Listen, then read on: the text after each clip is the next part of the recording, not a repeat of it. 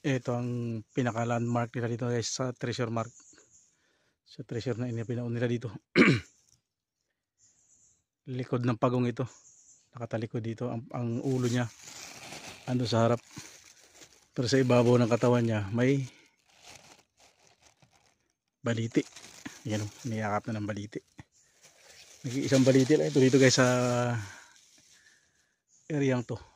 Sa kabundukan na to. Ito lang nag-iisang baliti.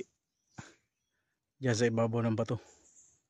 Ang napakalaking bato na ginawang hugis pagong.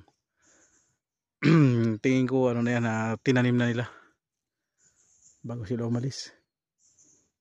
Yan nila nilagay, alam nilang hindi masyadong lalaki dahil sa ibabaw ng bato nakalagay, walang lupa kaya hindi makalaki masyado. Yan, nag-iisang